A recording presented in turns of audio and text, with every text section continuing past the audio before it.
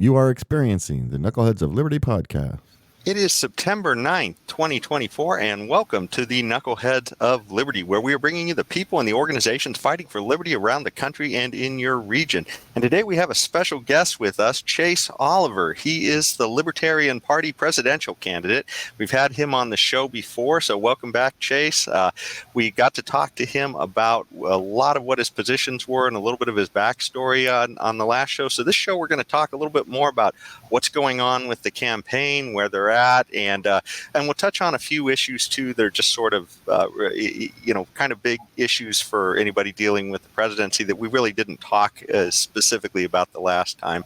But before we get into that, let me introduce to you the rest of the panel. In our upper left-hand corner, we have Leon, the word Brathwaite, last word in Liberty. He is engineer in the state of California. In our upper right-hand corner, we have our special guest, Chase Oliver, and my name is Jason McPhee, and I'll be your host today. Now, there's going to be a little bit of a treat that we're going to have a little bit of a theme, and you'll see that with our intro quote of the day. That's one of the new things since we had Chase on, where we talk about some liberty quote. There's going to be a Star Trek theme that actually goes through this, and you'll kind of see how some of the ideas of Star Trek tie into some of the ideas of liberty, and maybe we'll have a little bit of discussion about that at the end of the show as well. But our quote of the day is actually from, Leon, maybe you could bring it up. It is actually from James T. Kirk, and let's see. Okay, there we go. And the quote is, and these are all quotes from the television show, and this one is, "Without freedom of choice, there is no creativity." So I'm not quite sure which episode he said this in, but he did say this in one of the shows. And so I thought this was kind of a cool quote, and I didn't know if you guys had any thoughts on it, but certainly without freedom of choice, we wouldn't have even had Star Trek. So what do you guys think about that quote? Well, first off, thank you for having me on. And absolutely, I totally agree with that. As somebody who is running outside of the two-party system, I certainly know the power of having more than just two choices, or even one choice in many cases. But the truth is, art, the way it is created, the way we, absorb art and education and culture, has to be happening through the lens of choice. If we were all the same and we all thought the same, and we all created art the same way, and we all expressed ourselves the same way, we'd be in a very boring world. So I'm very happy that we live in a world with such diversity of thought, and certainly without the ability to choose, you lose that kind of creative spark. So good on you for James T. Kirk for saying that.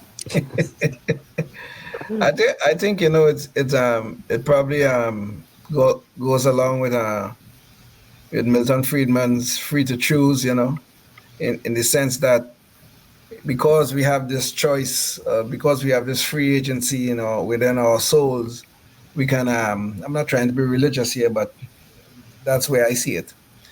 Then we could have the creativity because of those freedom of choice. We can have the innovation because of the freedom of choice.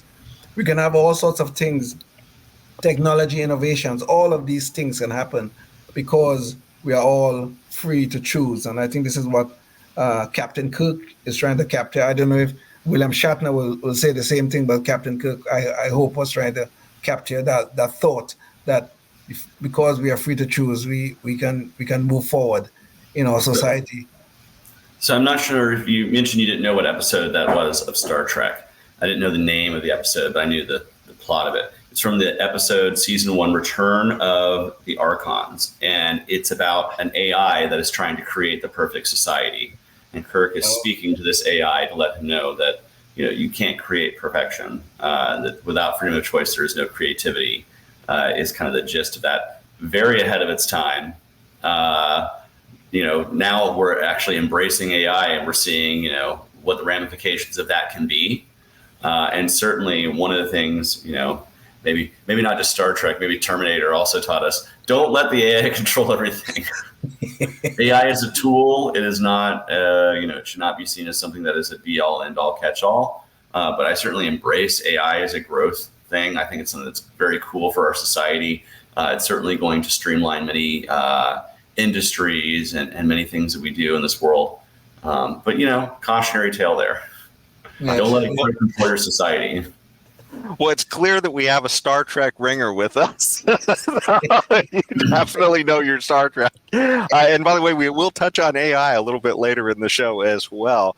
But one other thing, too, I just wanted to remind our audience about, we've been announcing this for the last month, but if you are local to Sacramento, Constitution Day is coming up. That's going to be celebrated on September 15th out in Folsom. So if you happen to be local, give that go check that out. It'll be from noon to 4. So anyways, let's get back to the interview. So Chase Oliver's webpage is at votechaseoliver.com. And so we want to kind of find out what's been going on the campaign. Certainly we when we interviewed you before, you were just one of many candidates. And so now you are the candidate. And it's as usual, for the last decade, these have been eventful elections. So it'd be great to hear your perspective. How is the campaign process going for you? Yeah, I was going to say not much has changed, right? So in addition to winning the nomination, you see my running mate, Mike Termott, there as well, our candidate for vice president. He was one of the fellow candidates for president. And, from the floor, this happens from time to time with libertarians, from the floor, you say, hey, you've fallen out of the contention. If you join me as a running mate, let's put our delegates together and win this thing. And that's kind of what ended up happening from the floor. I've seen some people describe it as backroom deals. There was no back room. It was all on the convention floor where I walked up to Mike and said, be my running mate. And I'm so proud that he is. He's an awesome guy. He's an economist of 25 years. And so we've been hitting the campaign trail hard, traveling across the country. I don't know if I'm going to be able to hit all 50 states like I did in the primary season of this election, but me and Mike are doing our best to hit as many states as possible where there's the impact needed for the libertarian ticket to overcome thresholds like ballot access thresholds or earning major party status with a percentage of the vote. We're looking at what states can we have the most impact as possible to disrupt the two-party system, and we're heading out there. So I just recently got back from 2 of those states, Minnesota and Ohio. Coincidentally, my opponents, they're running mates' home states, right? Tim Walz is from Minnesota, JD Vance is from Ohio. Both those states, if we hit certain thresholds, we secure ballot access for elections going forward. So in Ohio, if we hit 3% of the vote, we maintain major party status for the Libertarian Party of Ohio going forward. And it took 88,000 signatures across the state to get me on the ballot. We certainly want to push that forward for the next candidate for governor in Ohio. Same with Minnesota. There's a threshold there that we want to hit. But what we're really focusing on is trying to find areas of where we can grow the Libertarian Party. It has been crazy. I was at one point running against 2 80-year-olds or near 80-year-olds. One of them has now since dropped out. Now I'm running against Kamala Harris and Donald Trump, which I tell people, just because there's a fresh coat of paint on the Democratic Party doesn't mean that their ideas are any more new or revolutionary or anything. And then, of course, RFK has now dropped out, who I think, I can honestly say was taking a lot of the oxygen up of the alternative party air. And now that he has kind of fallen in line with Donald Trump, I think a lot of his voters are they feel very betrayed. They wanted to declare their independence. And so we're seeing a lot of new influx from RFK voters and RFK supporters who have now taken a second look at this campaign and realized we're the most viable vehicle to challenge the two-party system. We have the most ballot access. We have the most name recognition as a party. And certainly we're doing everything we can to challenge Donald Trump and Kamala Harris in the ballot all over the country. Awesome. So how is your message, overall message, is being received? I know you have an uphill battle here ahead of you, but how is the message being received so far?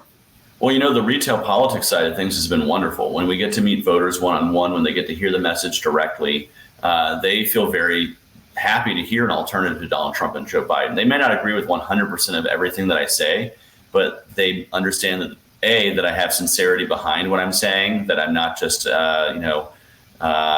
just throwing out red meat to throw out red meat or just kind of saying what I think, will get me votes. They see the sincerity there, but they also see that I'm a younger candidate, that I'm somebody who's not just thinking about like the next 2 or 4 years, but like what's going to happen in the next 20 years. I'll still be around in 20 years. Joe Biden, not so much. Donald Trump, not so much. Kamala Harris will be in her 80s at that point. But me, I'll be right at the age of 60, getting ready to hopefully retire pretty soon. That's if we can have an economy that is stable enough for workers to be able to retire one day. And so I don't just think about, the next financial quarter or the next 2 years, the next 4 years. I'm thinking very long term. And to many voters, that message is very well received because they see as somebody who wants to build something up over the long term.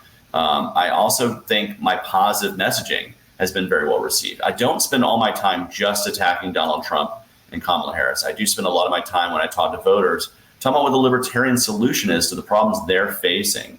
And I certainly do a lot more listening than talking in many cases, because you have to understand where the voters are coming from. But yeah, as I've traveled across, gotten great reception from voters, particularly young voters who don't like to be pigeonholed in like one box or the other. Mm. Well, speaking of positive messaging, we do have one of your campaign ads that we were figured we'd show, just to give people who haven't maybe seen those other episodes just a little more sense of who you are. So, Leon, can you play KOL number 1? Who is going to help put things in place that future party members can build upon to make this party better? Chase has the passion and tenacity that it takes to reach voters of all ages and give us something to hope for. Chase Oliver has proven that he's willing to put in the work needed. I have watched him tirelessly work to spread the message of love and liberty. He just works so damn hard. I built my presidential campaign on activism and positive aspirational messaging. The results? Featured in numerous media outlets and podcasts. Prominent appearances like the Free and Equal Debate and the Iowa State Fair Soapbox. More than 500 volunteers and a full team of experienced professionals. More donors than any other Libertarian presidential candidate. And I'm not just preaching to the Libertarian choir. I'm expanding the congregation. Oklahoma held a Libertarian primary. Chase Oliver won more than 60% of the vote. This election, 41 million Gen Zers will have the power to vote. They're fed up with the status quo and the negativity the two old parties give them. What they demand is a candidate who resonates with their vision, who grasps their ambitions, and who champions their freedoms. That candidate is me. Let's do this. Let's leave 1% of the dust and run a viable campaign at a time when America is searching for new voices. I'm honored to be the first Libertarian candidate for president to ever campaign in all 50 states. People ask me, where do you get the energy to run a 50-state campaign for president? Well, it certainly isn't just me. It's made up of our donors and supporters, the hundreds of volunteers who come out and help, and our amazing staff on the ground.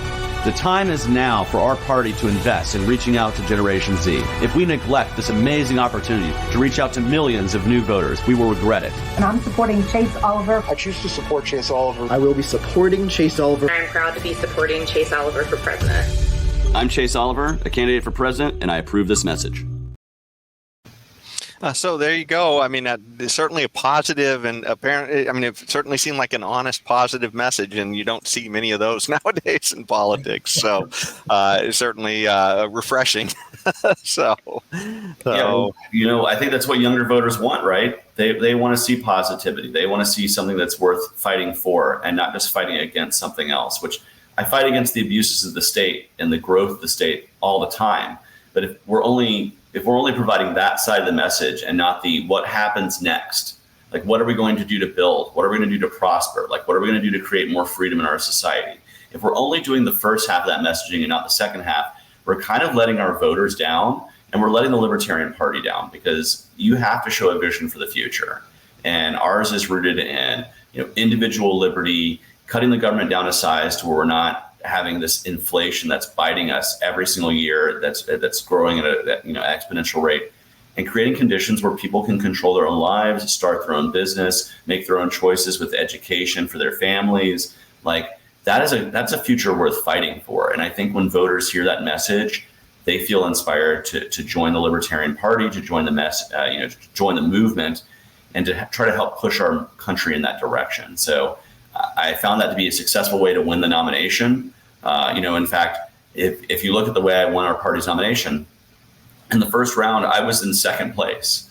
And what happened is each subsequent round of voting, I continued to build my constituency until I overcame that first place, the person who was originally in first place. And it was because many of the voters who maybe saw another candidate, they liked, hey, I like that candidate the most, They said, but you know what? Chase is my second choice because he's been positive. He's never attacked my candidate.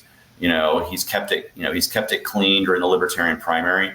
I think it served me well earning the nomination. I think it's going to serve me well throughout this process through November and beyond. So you said cutting the government down to size. What does that mean in practice? Well, I think it first means fighting for a balanced federal budget. So we're not taking in more than we are, that we're not spending more than we're taking in each year, creating debts and deficits. Because when we're doing that to overcome the deficit spending, we print trillions of dollars out of thin air and we inject that into the economy. And that devalues your dollar. It's the highest driver of inflation. And so the first thing you want to do is balance the federal budget. Then it comes with, well, how much can we cut so that we can continue to cut taxation and the impact of taxation on people's lives? So once you get to a balanced budget, then you find other areas to cut so that you can continue to cut government down to size where the impact of taxation, both in your personal life and in your business, is a lower impact. That will allow us to create more jobs. That will allow us to have more economic security and more agency across the marketplace. So I think this is overall what we need to be working towards. And sadly, with Democrats and Republicans, we seem to continue to be going in the wrong direction of more debt and more deficit. And, again, they might not be around in 20 or 30 years when the bubble bursts, but I will, and our kids and grandkids will. So we need to fight for them right now. And I do want to say this. I recognize there's pain that comes from that, from cutting government down so drastically. There will be pain in that.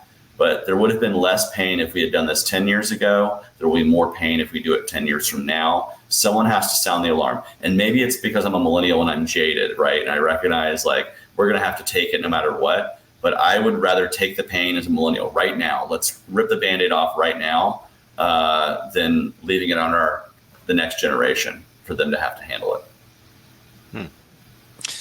Well, certainly one of the things that I also took from your message as well is that you're in this for the long haul, maybe beyond this election as well.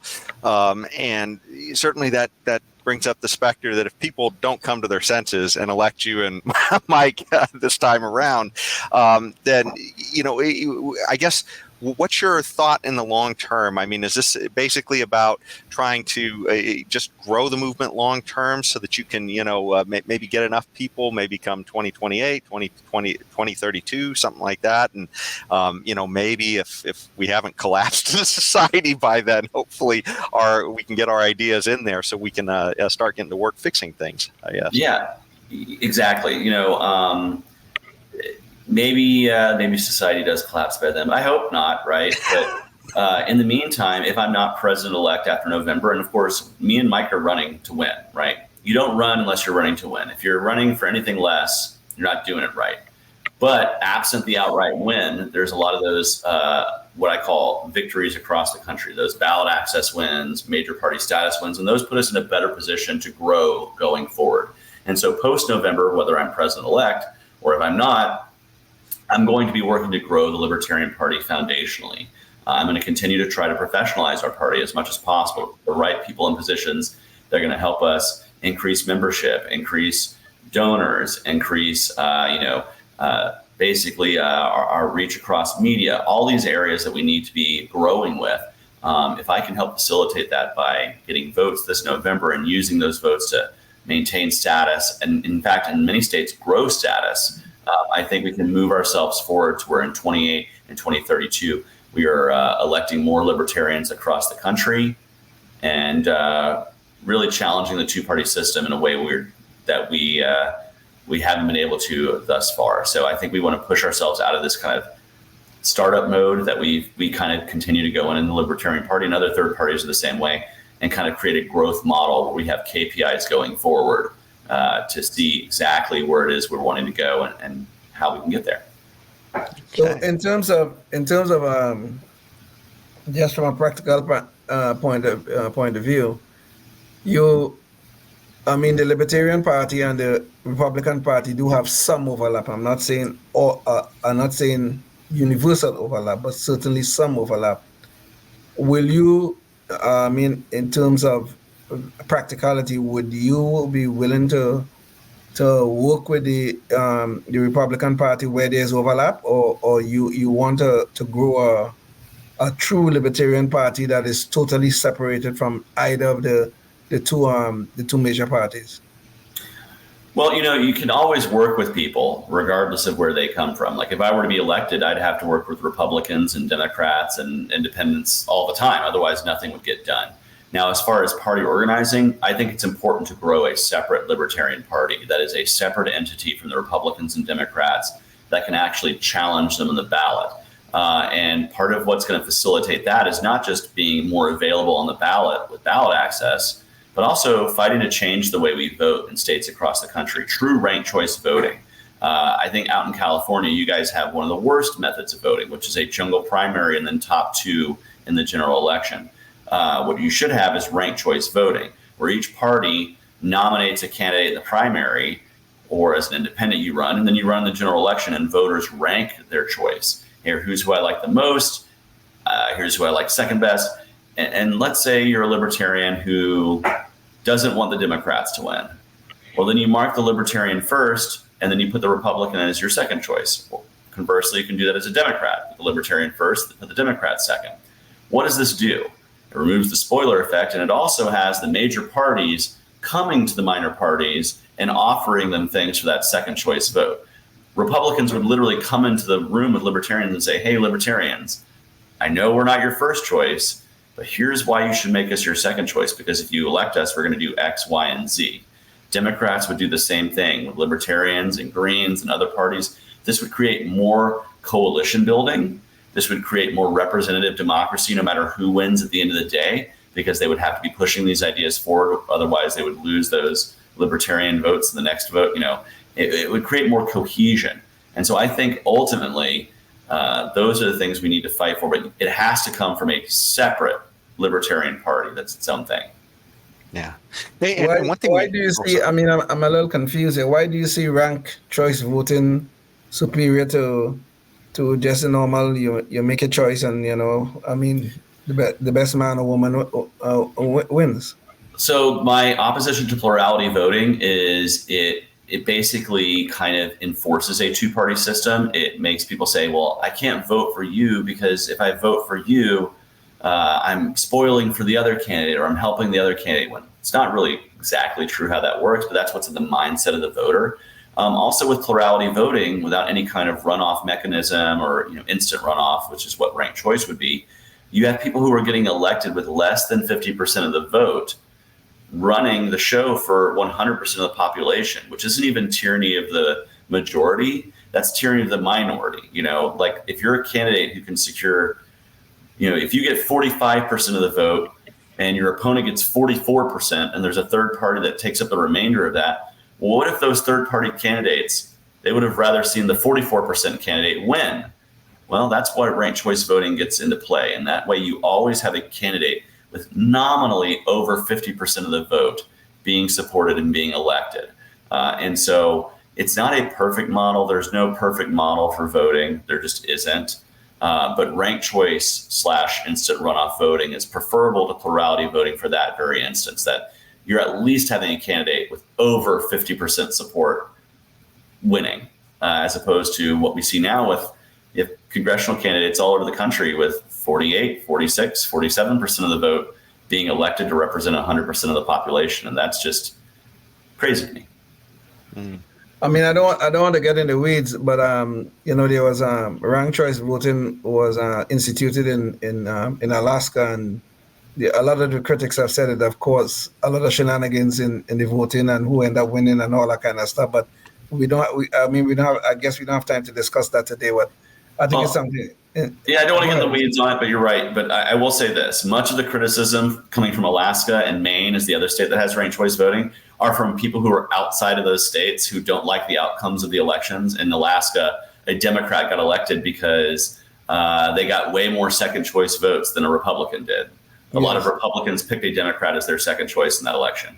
You know who doesn't feel dissatisfied? Voters in Maine and Alaska. When they've been polled consistently, they say they like ranked choice voting better than the way it was.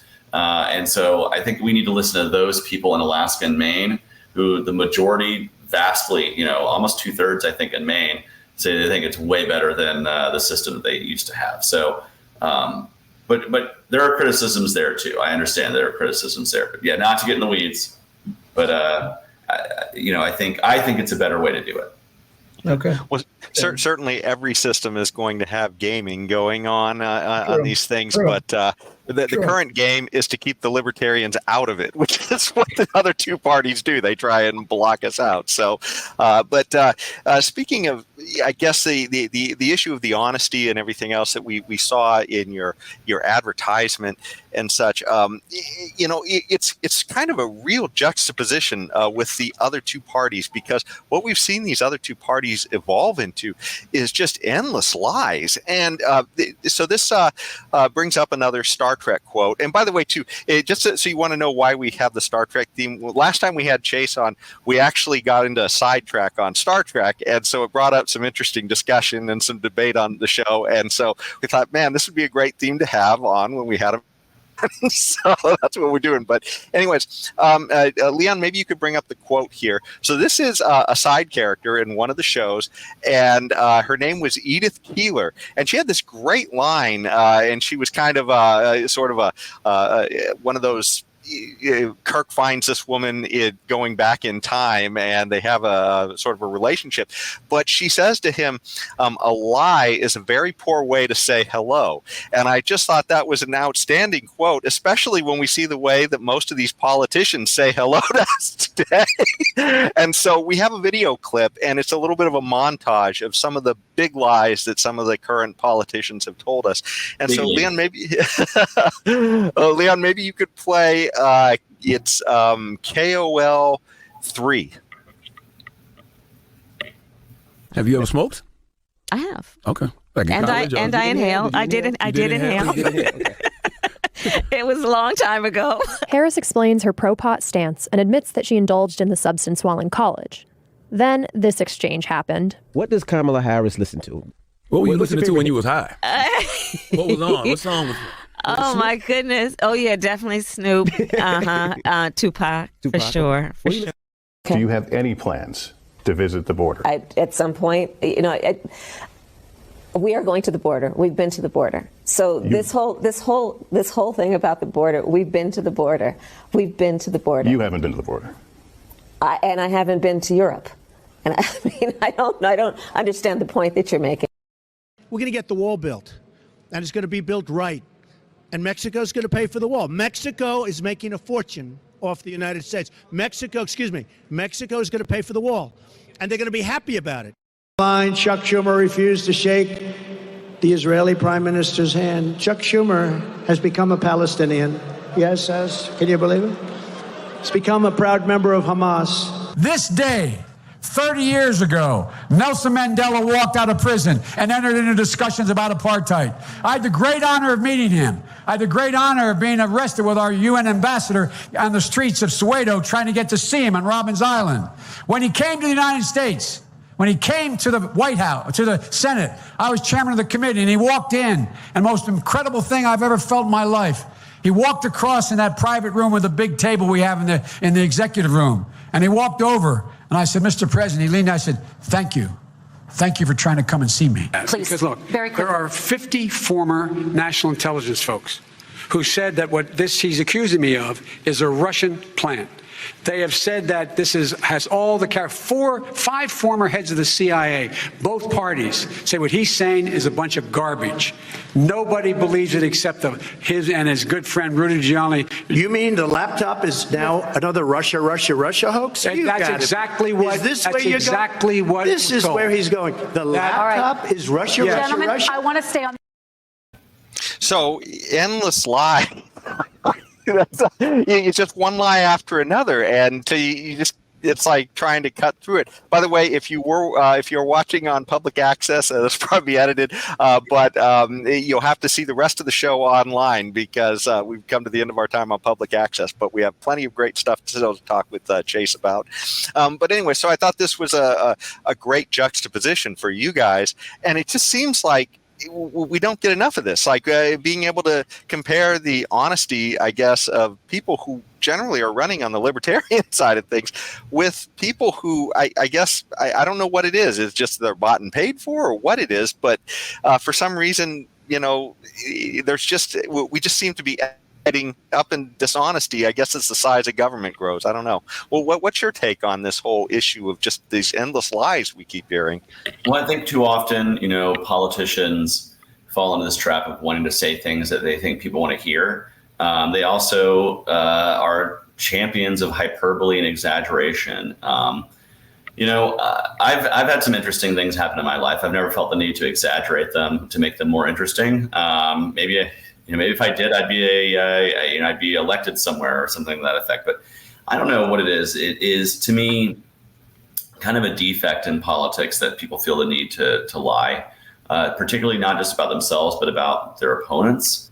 I've never been one to try to tell a lie. I think my opponents have plenty of bad things that they've done without the need to lie about them and then lie about the things they've done. So I don't know the real answer to that, other than I wish there was more honesty in the process. I just try to do my best and try to present, who I am, and I hope the voters like it. I think it's way more exhausting to try to be somebody you're not. I think if you spend your brain capital doing that, you're going to be wasting time on other things that require thought, things like, actually legislating and governing and doing the actual work. And so I think it's just better all around to, not try to exaggerate your own position, not try to lie about others, and just try to fight in the realm of honesty. I think voters find that really refreshing. Another thing that I ran for United States Senate.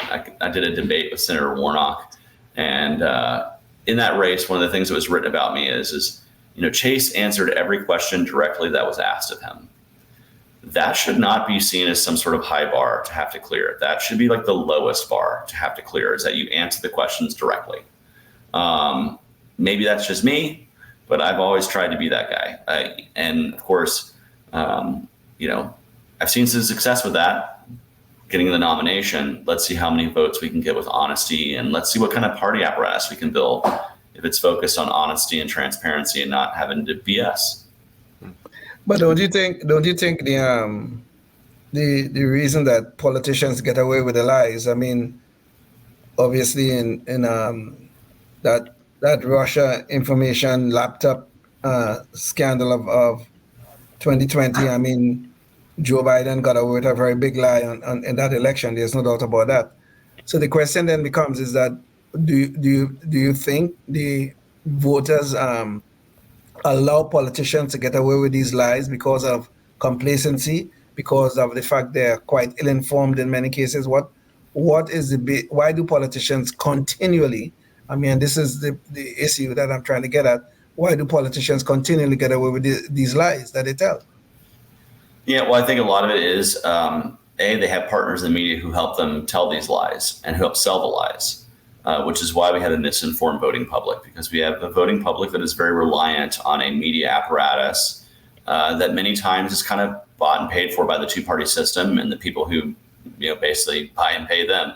Look at who's advertising. Like if you go and look at major television media, look at who's advertising with them. Look who's paying them money, and then you're going to start seeing, oh, now I notice why there's a certain bias or a certain slant here.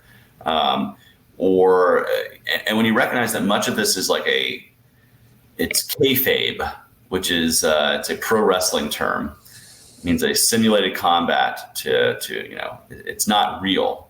And that's a lot of times what we see from Republicans and Democrats even, is that they are simulating this combat, not really doing anything, but they're doing so for the purposes of raising money, creating fervor around them, denying other voices into the process. And in doing so, they get to kick the can down the road in a lot of cases, a lot of issues, and never solve them, and just continue to run on them. And again, the media is complacent into that. They are a partner in that. They are a partner in keeping the voters ill-informed and letting these lies spread the way they do. I don't know what the solution is to that, other than kind of making sure that we create future, critical thinkers that our kids should know not to just look at one media source and think that that's gospel. I had a class in high school. I wish every high school had this class. It's called Contemporary Issues. I walked in each day and there was a copy of the Atlanta Journal-Constitution and the New York Times on my desk. And I had to read the news, find the stories that both were reporting and parse out the differences, find the biases, find the language that tries to push the reader one way or the other in one direction or another on an issue. And that served me really well because it made me somebody who's media savvy, who does not just look at one source. I wish more people had that kind of education. I hope more people have that kind of education going forward to don't just rely on one source. Get multiple sources for a story. Find the things that are like consistent throughout, and those are going to be the consistent threads. And then find the BS, find the bias, find where the narratives are trying to be pushed, and reject those things. I think if we did that, we'd be a healthier country, certainly. But you talk about critical thinking, and which goes to the foundation of getting a good and decent education in our great land. So the issue then becomes neither one of the major parties are talking about the education system, public education, at least what we call public education here. Neither one of the parties are talking about the national disgrace that is presently ongoing. What do you think about this? I mean, what are we going to do about educating the next generation, which to me is vital for survival as a society? Yeah. So if I were president, I would seek to fully eliminate the federal Department of Education. I think if you look at its time of creation in the Carter administration to now, you can see where we've funded it exponentially more and more and more, but we have not seen the correlating increase in reading and writing and math scores. And so it's not really been a success as a department. It can be fully, we could fully get rid of it and block grant that money back to states. But then when it comes to, how do we educate our kids? I'm a libertarian. If I could wave the minarchist wand, everything would be voluntarily funded and it would be a minarchist kind of ideal. Recognizing that we're not there, right? That we live in this world. If we're going to use tax money to fund education, we should be funding the student and not the school system. Allocate money to each student that their parents can decide where the kid goes to school. If you live in a place with great public schools right now, you're just going to keep funding them. Hey, they got a good building. They already have bus routes and all the logistical things. We'll just keep funding that. But if you live in a place like Atlanta, where I live, where the schools are so bad that teachers and administrators got caught cheating on test scores to get their funding up because they weren't educating the students well enough. Well, maybe you want options as a parent. Maybe you want to see educational entrepreneurs come into your space and open schools that have maybe a different way of teaching your kids. Maybe you want to send your kids to a Montessori school or a religious or parochial school, or maybe a school that teaches about the fine arts, or maybe the school that focuses on STEM education for technology and engineering. Whatever it is, when we're funding the student, not the system, it creates the conditions for that marketplace to spring up. It creates the conditions to have alternative ways to educate. And also, by the way, if you're funding the student, not the system, it also becomes a little bit more affordable to maybe be a homeschool parent, to be somebody who's going to stay at home and educate their kids as a parent, because now you have the resources to buy the supplies and the things you would need to actually educate your kids at home or through pod learning or whatever it is. That's the kind of diversity we want to see in our education, because that's the kind of education model that's going to have less people falling through the cracks and creating more conditions for success. And so that would be my model as a better way to educate our kids, is to create more diversity in the way we educate our kids, and not this centrally planned, top-down model that's a relic of the past. Yeah. This does seem like one area where libertarian ideas have kind of infiltrated the Republican Party a little bit, because there's quite a few more conservative states, it seems like, where they've sort of moved over to this, school choice models.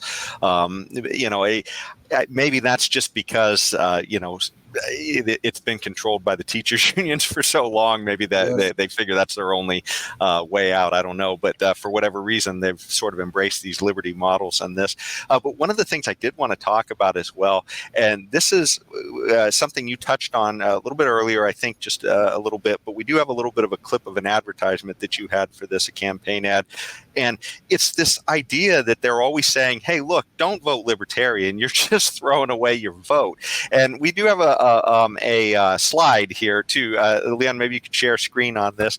To me, this sounds like the duopoly of it is kind of like the Borg in Star Trek, which was sort of the ultimate collective of bad guys, and they were essentially, they would always tell everybody, you will be assimilated into the collective. Resistance is futile, and this seems to be what the duopoly is always telling people about their votes. You know, you've got to vote for one of us. You can't vote for anybody else.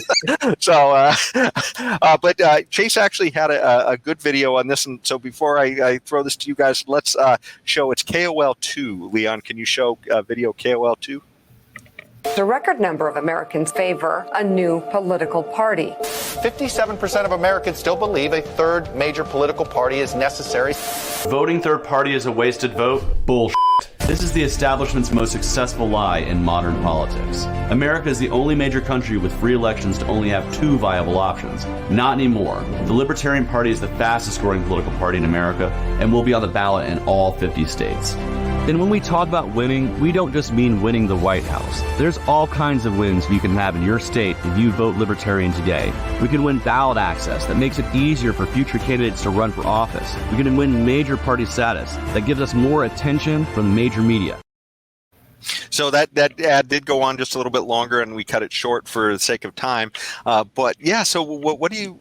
I mean, this is something we hear. I know I hear it all the time. Well, you can't vote for that guy because it's going to cost us a vote. So what do you have to say, Chase, other that you might not have said in the video? Yeah, well, you know, always people say I'm a spoiler if I'm running Libertarian, and my saying all the time is you can't spoil something that's already completely rotten to the core, which is the 2-party system. You know, I was asked at the Libertarian Convention, you know, gun to my head, Donald Trump or Joe Biden, who would I vote for? And I said the gun would go off.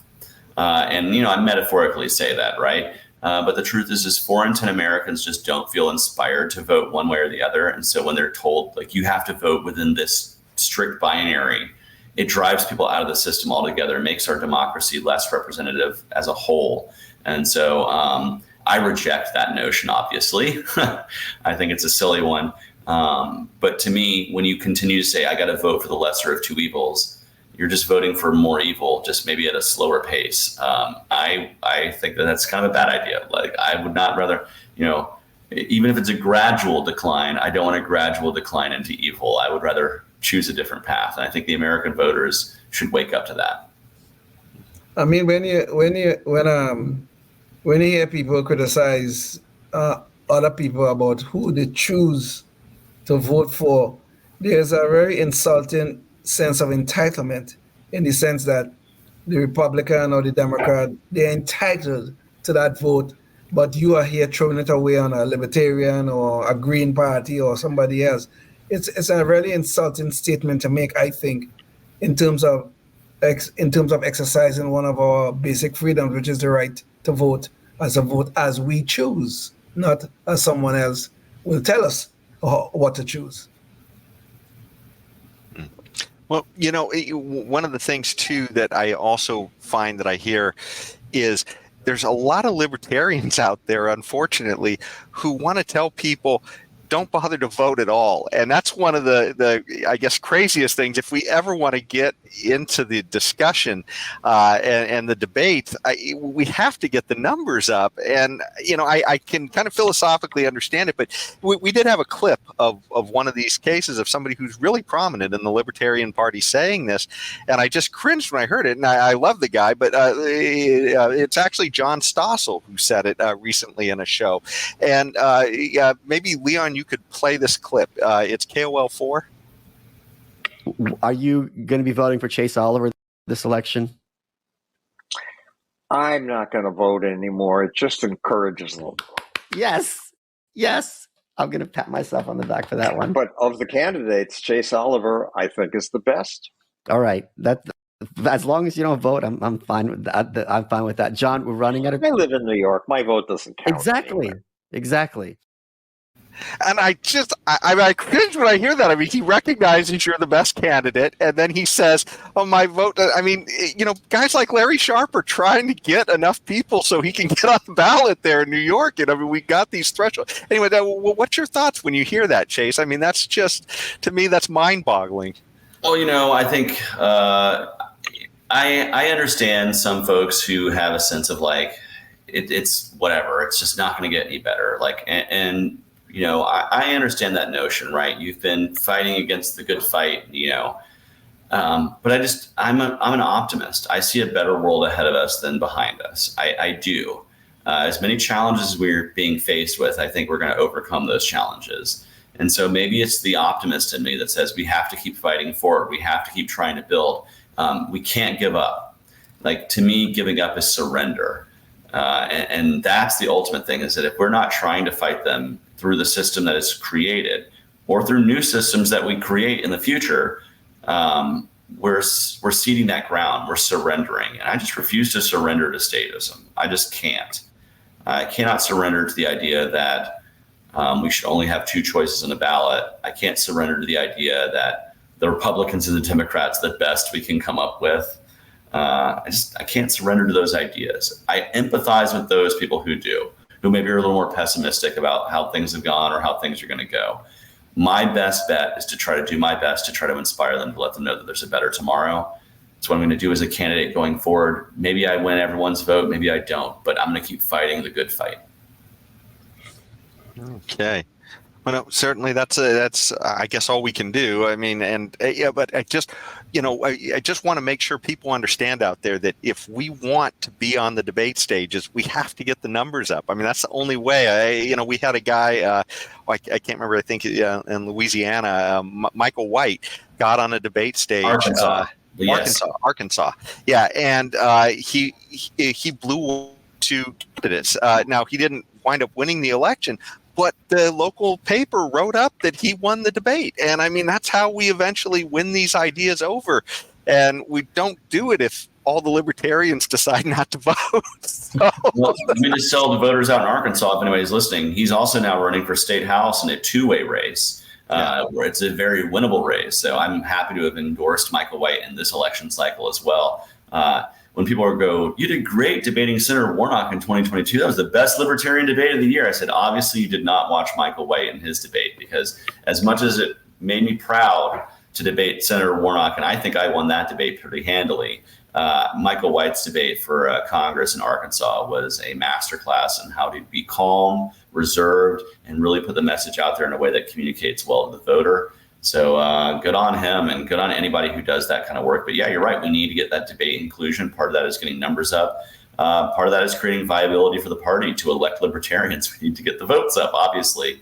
And so I encourage people, join the Libertarian Party, make it the party you would like it to be, and let's fight for a better, more free future together.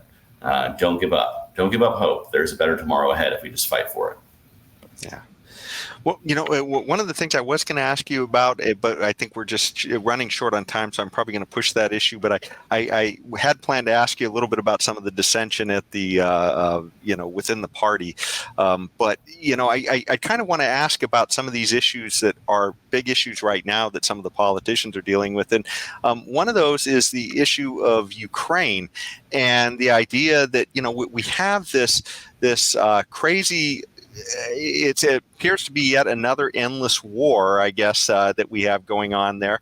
And, we spent over $100 billion of our into this, and there are all kinds of losses. And we actually have a Star Trek quote that I want to pull up again. And Leon, maybe you could share a screen. I thought this was a quote from Mr. Spock, and so I wanted to work that in. And he says, "You Earth people glorified organized violence for 40 centuries, but you imprison those who employ it privately."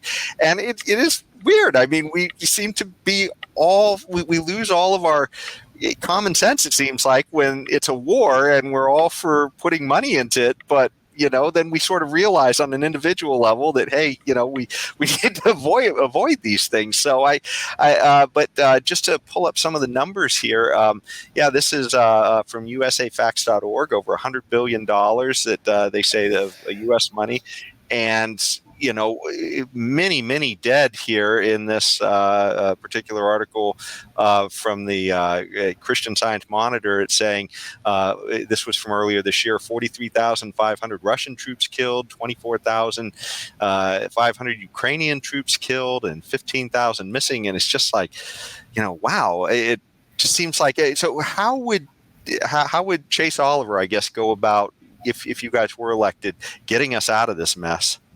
Yeah, well, I got started in politics being an anti-war activist, so it's not surprise anybody that I want to remove the United States military footprint from every theater that we can, Ukraine included. I think, after we've given this much, it should be clear that if there's going to be somebody needing to take the lead militarily, it doesn't need to be the United States. It needs to be Western Europe if they want to. My policy on Ukraine is simple. Get as many innocent people out of the war zone as possible by allowing civilians to become refugees here in the United States, facilitate a program for that so that we can get them out of the war zone. And then, I'm a real opponent to conscription, which is what most of these Russian military folks are. They were conscripted to fight. They don't want to be there anymore than I would want them to be there. And so as a policy in the United States, I would say that any Russian military member who wants to leave the front lines can go AWOL, declare themselves, and receive amnesty, because I don't think you should be required to have to fight in a war against your will. This is also my personal opposition to the draft here at home speaking. But what we need to do is remove our military footprint from this idea, the idea that we're going to bomb our way out of this into some sort of solution. The United States does not need to have a role in continuing the violence there. We need to have a role in getting as many innocent people out of the violence as possible. That should be the only role the United States has here at all, other than saying, any peace plan is going to have to come between Ukraine and Russia. And our job is to basically no longer be the world's policeman. It has not been our job. Not that I don't think that Vladimir Putin is a terrible person. He's a terrible authoritarian. I just don't think the United States continuing the pressure in this war is going to bring it to a quick and swift end. I don't think it's going to stop the misery of people who are suffering. And I think we need to remove as many innocent people from the war zone as much as possible. And that's how I feel about this, is we've got to stop, whether it's here, the Middle East, with Israel, Gaza, or with Iraq or Syria or anywhere else around the world. We have to start pulling our military footprint. If for no other reason than we can't afford it. We don't have the blood and treasure, or we don't have the treasure to keep spreading blood around the world. If that makes sense. And even if we did, it would be immoral to do so. It's our job to be, the purpose of our military is to defend ourselves from invasion, not to invade other nations around the world. And we're certainly spreading it in a lot more places in Ukraine. Go ahead, Leon. Well, Chase, just as a general philosophy here, I mean, there is no doubt there is evil in the world. I think we can agree on that. And some of that evil is directed at us being the United States of America. So what is our role then in the world if there's evil in the world and some of that evil is directed at us? What then is our role in the world? Well, our role in the world, first off, our military role is to protect ourselves from being attacked by that evil. It's to protect United States citizens from having their liberty inhibited by violence from outside of the nation. And that is the purpose of the military. And even if we cut our military in half, like our Pentagon's funding in half, we would still be, by a factor of, many times, we would still be the most well-funded and well-capable military around the world. But I think the way to actually engage the world and to reduce tension with the United States, to reduce people who hate the United States, is to remove the military footprint and re-engage ourselves diplomatically and with free trade around the world. Tear down any trade barriers, so that way when we're trading with people, if I'm buying something from you, or if I'm selling something to you, we have a vested interest not to shoot at each other. Mm-hmm.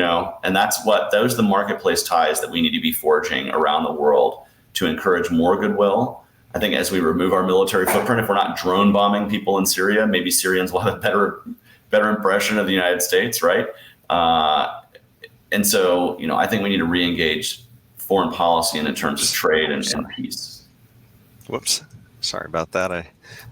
Hey, it's all good. I like both those quotes. I didn't realize it was showing, but I actually did want to jump to one of the next issues, and that's AI. And actually, there's two issues, and unfortunately, we're kind of running short on time, so I think I'm going to try and combine them both because I do think they're related. But one of them is AI, and there's a lot of concern with a lot of people over what's going on with AI. You certainly hear even people like Elon Musk and other people who are in the know occasionally making alarming statements about what's happening with AI and what can happen with it. I thought this was kind of an interesting quote, though, from Dr. McCoy in Star Trek. He said, "Compassion. That's the one thing no machine ever had. Maybe it's the one thing that keeps men ahead of them." So I don't know. Maybe he had a little bit of faith that we'll stay ahead of AI. But one of the things I wanted to show, and it's that we have all these things called like deep fakes and fakes and other things like that are out there that could potentially be misleading people. And so I thought I'd show you this picture from Star Trek here. And it's funny, if you look really close at the picture, that's actually Chase Oliver and Mike Tremont. Captain Chase and Mike Tremont. And one of the things I did for the show is as I used a piece of online software where, oh, darn it, it looks like it pulled the example out that I'd been working on when I had to reboot. But anyways, a simple little, it was called, this one's called AIFaceSwap.io was the one I just decided to use. But here's the original picture. And so here you can see that was just Dr. McCoy, I can't remember his name on the show, and of course William Shatner playing Captain Kirk. But it's almost uncanny the way that you can easily shift somebody else's face into something like this. I've not seen Mike with dark hair before, so I think you need to show that to Mike Tremont. So because Mike's gray these days, but me and Mike, we need to find a Spock to be the third part of that holy trinity. We'll find another libertarian to throw in there.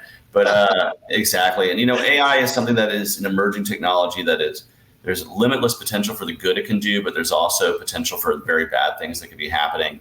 We're going to have to create some sort of safeguards. Do I think the government are the best people to do that? Probably not, because they don't know, they don't know any more about AI than I know exactly how that technology works to swap my face onto William Shatner's.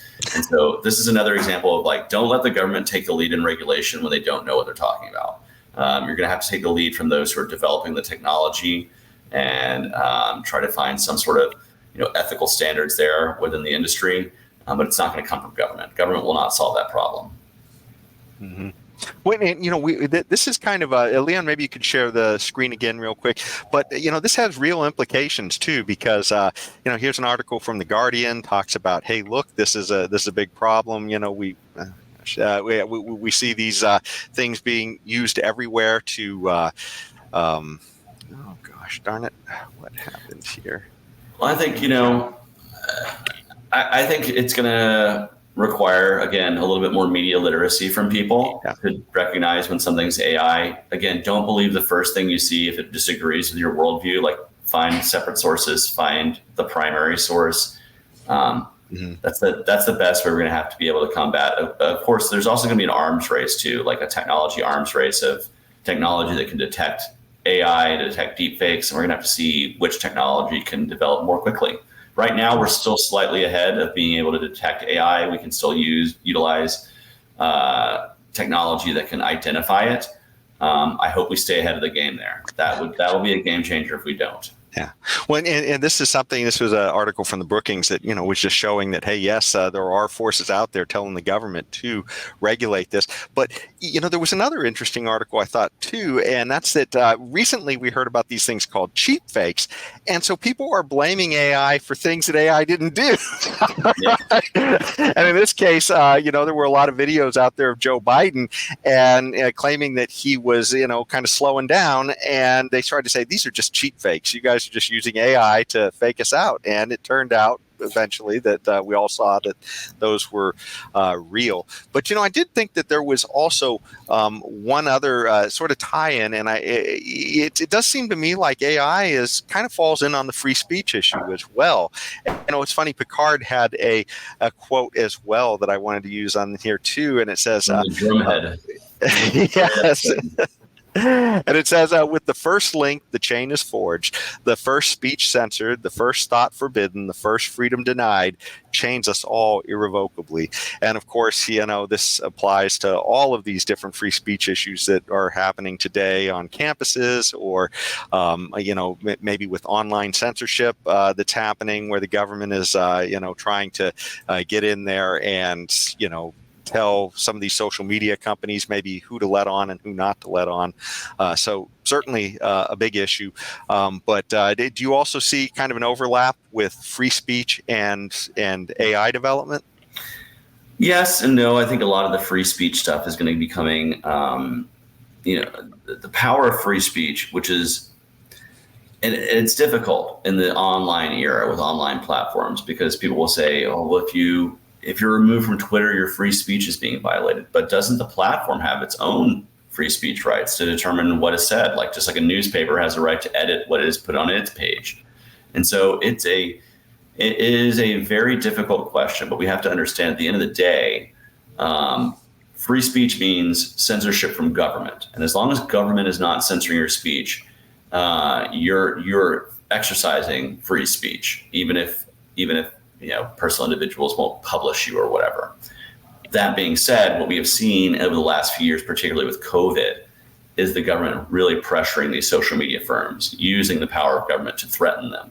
That is wrong. And we need to speak out against those things, because it violates this kind of free information and the free market of information.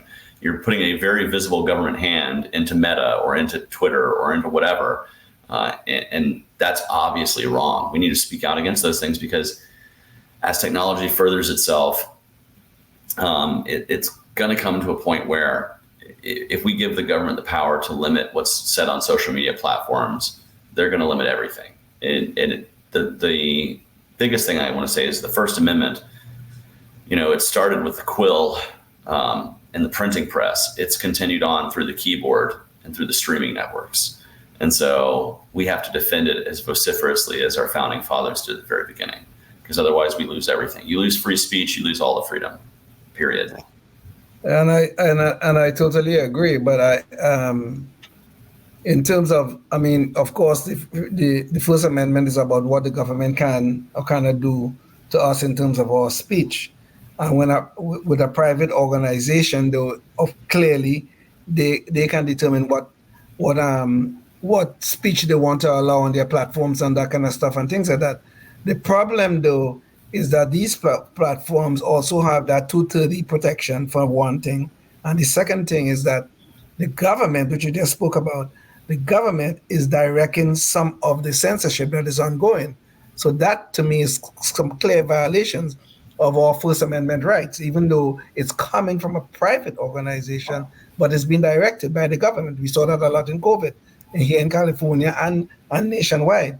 We saw that a lot with some of the disinformation, quote unquote disinformation boards that they were trying to set up and to say all these different things that we know were untrue.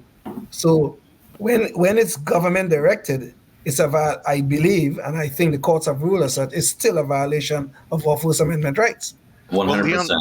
Yeah, and there's one thing that's a little bit more nefarious than just our government, but it sounds like also world governments are trying to establish standards that will affect all companies around the world, which we're starting to see this in France and in Brazil. So this is kind of a really scary issue.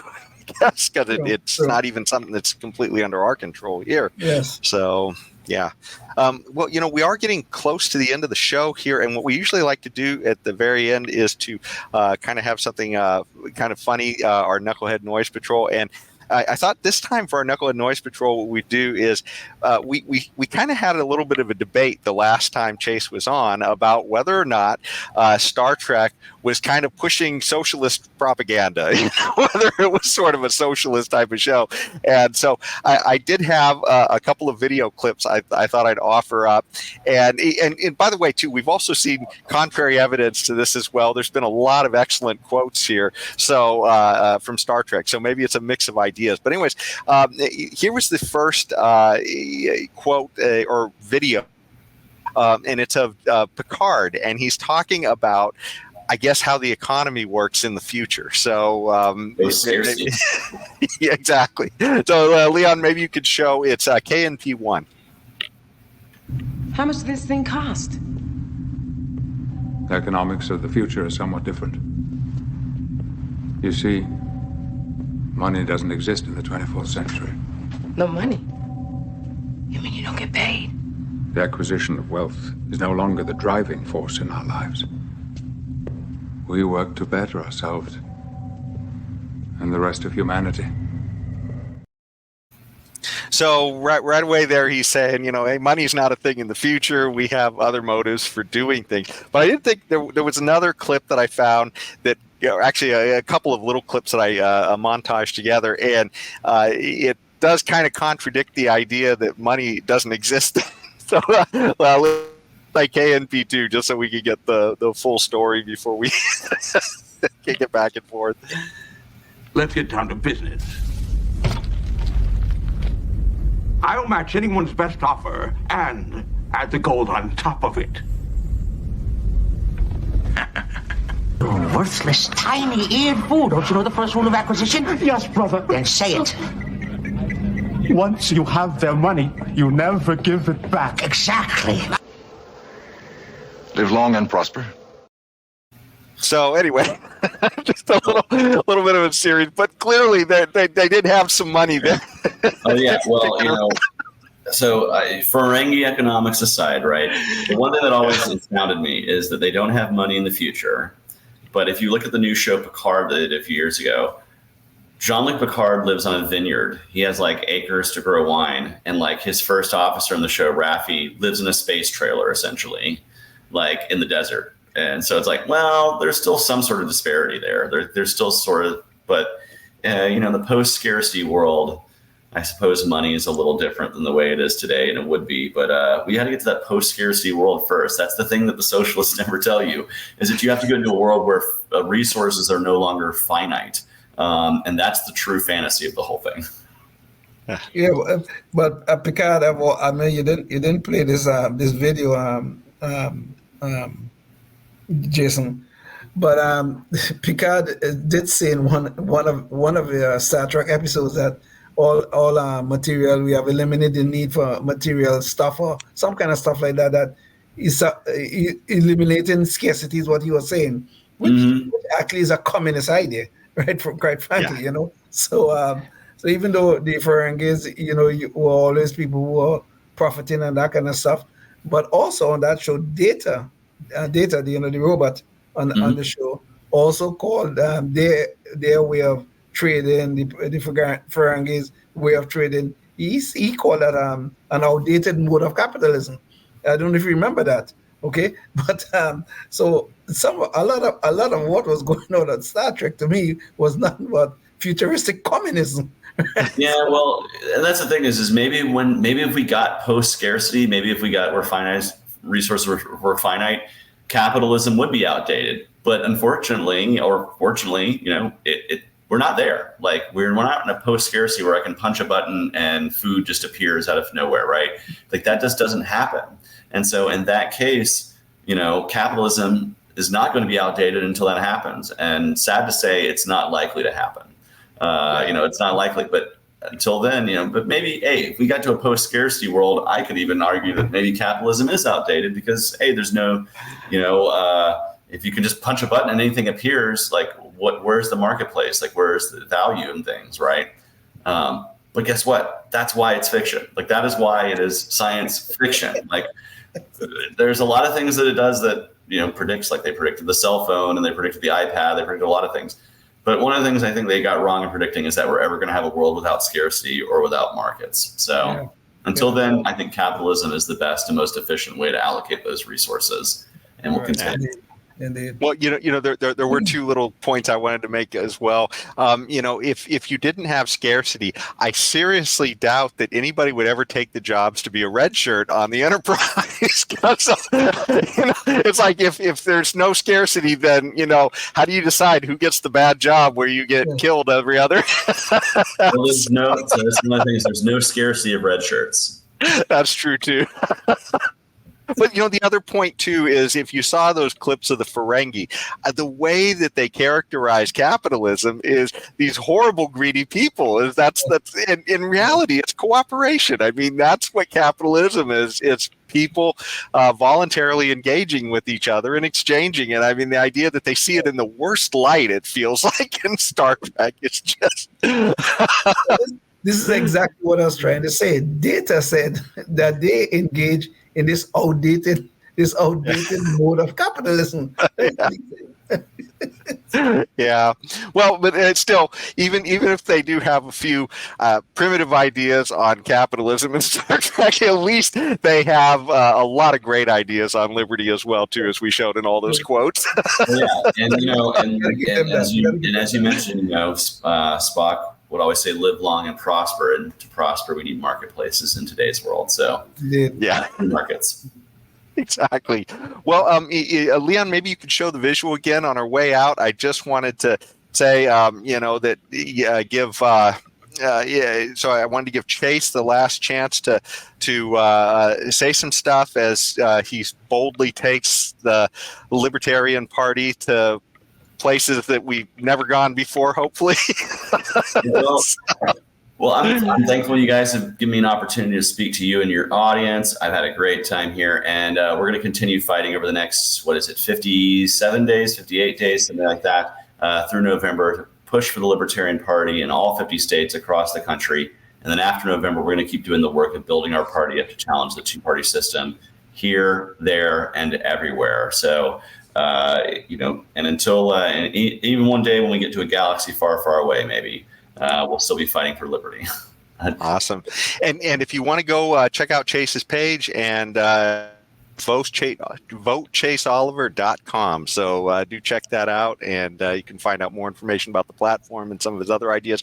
And check out our past shows that we did with him, because we really grilled him on a whole bunch of ideas in that show as well. So thanks again so much for joining us, Chase. Leon, did you have any final words on the way out?